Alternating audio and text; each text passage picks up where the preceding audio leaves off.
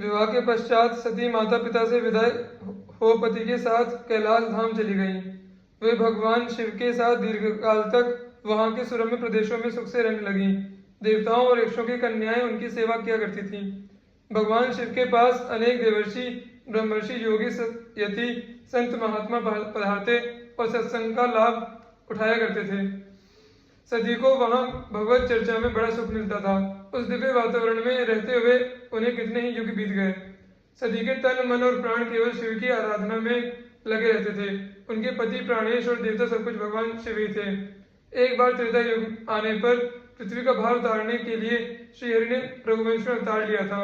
उस समय वे पिता के वचन से राज्य त्याग करके तापस वेश में दंडक वन के भीतर विचरण कर रहे थे। इसी समय रावण ने मारीच को कपट मृग बनाकर भेजा था और उसने आश्रम से सीता को हर लिया था। एवं श्री राम जी साधारण मनुष्य की भांति विरह से व्याकुल होकर लक्ष्मण जी के साथ वन में सीता की खोज कर रहे थे। जिनके कभी संयोग वियोग नहीं है, उनमें भी विरह का दुख प्रत्यक्ष देखा जा रहा था। इसी अवसर पर भगवान शंकर सती देवी को साथ लिए अगस्त्य के आश्रम से राम कथा का आनंद लेकर कैलाश को लौट रहे थे। उन्होंने अपने आराध्य देव श्री रघुनाथ जी को देखा। उनके हृदय में बड़ा आनंद हुआ। श्री राम शोभा के समुद्र हैं। उन्हें शिवजी ने आंख भरकर देखा, परंतु ठीक अवसर न होने से परिचय नहीं किया। उनके मुंह से सहसा निकल पड़ा, जय सच्चिदानंद जग पावन। शंकर जी सती के साथ चले जा रहे थे। आनंदातिरेक से उनके शरीर में बारंबार रोमांच हो जाता था। सती ने जब उनकी इस अवस्था को लक्ष्य किया तो उनके मन में बड़ा संदेह हुआ। वे सोचने लगी, शंकर जी तो सारे जगत के वंदनीय हैं। देवता, मनुष्य और मुनि सब इनको मस्तक झुकाते हैं। इन्होंने एक राजकुमार को सच्चिदानंद परम धाम कहकर प्रणाम कैसे किया और उसकी शोभा देखकर ये इतने प्रेममग्न कैसे हो गए कि अब तक इनके हृदय में प्रीति रोकने से भी नहीं रुकती। जो ब्रह्म सर्वत्र व्यापक, माया रहित, अजन्मा, अगोचर, इच्छा रहित और भेद शून्य है, जिसे वेद भी नहीं जान पाता, वह क्या देह धारण करके मनुष्य बन सकता है। देवताओं के हित के लिए जो मनुष्य शरीर धारण करने वाले विष्णु हैं, वे भी तो शिवजी की ही भांति सर्वज्ञ हैं। भला वे कभी अज्ञानी की भांति स्त्री को खोजते फिरेंगे, परंतु शिवजी ने सर्वज्ञ होकर भी उन्हें सच्चिदानंद कहा है। उनकी बात भी तो झूठी नहीं हो सकती। इस प्रकार सती के मन में महान संदेह खड़ा हो गया। यद्यपि उन्होंने प्रकट कुछ नहीं कहा, फिर भी अंतर्यामी शिवजी सब जान गए। उन्होंने सती को समझाकर कहा कि समस्त ब्रह्मांडों के अधिपति, मायापति, नित्य परम स्वतंत्र ब्रह्म रूप मेरे इष्टदेव भगवान श्री राम ने ही अपने भक्तों के हित के लिए अपनी इच्छा से रघुकुल रत्न होकर अवतार लिया है। पर सती के मन में उनका उपदेश नहीं बैठा। तब महादेव जी मन ही मन भगवान की माया का बल जानकर मुस्कुराते हुए बोले, यदि तुम्हारे मन में अधिक संदेह है तो जाकर परीक्षा क्यों नहीं लेती। जब तक तुम लौट आना आओगी, मैं इसी बड़ की छाया में बैठा रहूंगा। भोली भाली सती पर भगवान की योग माया का प्रभाव पड़ चुका था। वे पति की आगे पर आकर चली। इधर शंकर जी अनुमान करने लगे, आज सती का कल्याण नहीं है। मेरे समझाने पर भी जब संदेह दूर नहीं हुआ तो विधाता ही विपरीत है, इसमें भलाई नहीं है। जो कुछ राम ने रच रखा है वही होगा, तर्क करके कौन प्रपंच में फंसे। यो विचार कर वे भगवान का नाम जपने लगे। उधर सती ने खूब सोच विचार कर सीता का रूप धारण किया और आगे बढ़कर उस मार्ग पर चली गई जिधर श्री रामचंद्र जी आ रहे थे। लक्ष्मण जी सीता को मार्ग में खड़ी देखकर चकित हो गए। जिनके स्मरण मात्र से अज्ञान मिट जाता है, उन सर्वज्ञ श्री रामचंद्र जी ने सारी बात जानकर मनी मन अपनी माया के बल का बखान करते हुए हाथ जोड़कर सीता रूपिणी सती को प्रणाम किया। अपना और अपने पिता का नाम बतलाया तथा हंसकर पूछा, देवी शिवजी कहाँ हैं आप?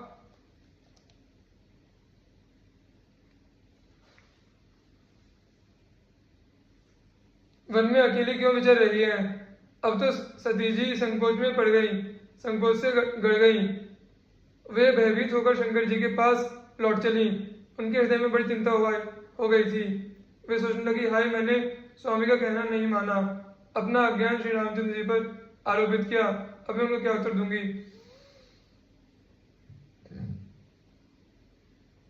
फिर वे बारंबार श्री रामचंद्र जी के चरणों में प्रणाम करके उस स्थान को की ओर चली जहां शिवजी उनकी प्रतीक्षा में बैठे थे।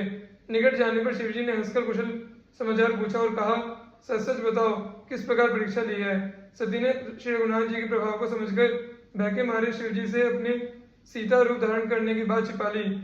शंकर जी ने ध्यान लगाकर देखा और सती ने जो कुछ किया था वह यह सब जान लिया। फिर उन्होंने श्री राम जी की माया को मस्तक झुकाया। सती ने सीता का वेश बना लिया। यह जानकर शिवजी के मन में बड़ा विषाद हुआ। उन्होंने सोचा, अब यदि मैं सती से पत्नी की भांति प्रीति करता हूं तो भक्ति मार्ग का लोप हो जाता है और बड़ा अन्याय होता है। सती परम पवित्र है, अतः इन्हें छोड़ते भी नहीं बनता और प्रेम करने में बड़ा पाप है। महादेव जी प्रकट रूप से कुछ नहीं कह सके, किंतु उनके हृदय में बड़ा संताप था। तब उन्होंने श्री राम को मन ही मन प्रणाम किया। भगवान की याद आते ही उनके हृदय में यह संकल्प उदित हुआ, यही तन सती भेंट मोहि नाही।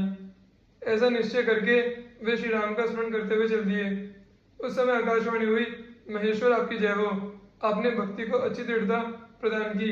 आपको छोड़कर ऐसी प्रतिज्ञा कौन कर सकता है। आप श्री रामचंद्र जी के भक्त हैं, समर्थ हैं और भगवान हैं। सती ने भी वह आकाशवाणी सुनी। उनके मन में बड़ी चिंता हो गई। उन्होंने सकुचाते हुए पूछा, दयामय कहिए, आपने कौन सा प्रण किया है। प्रभु आप सत्य के धाम और दीन दयालु हैं, मुझ दीन पर दया करके अपनी की हुई प्रतिज्ञा बताइए। सती ने भांति भांति से पूछा, किंतु उन्होंने कुछ नहीं बताया। तब सती ने अनुमान किया, शिवजी सर्वज्ञ हैं, वे सब कुछ जान गए। हाय, मैंने इनसे भी छल किया।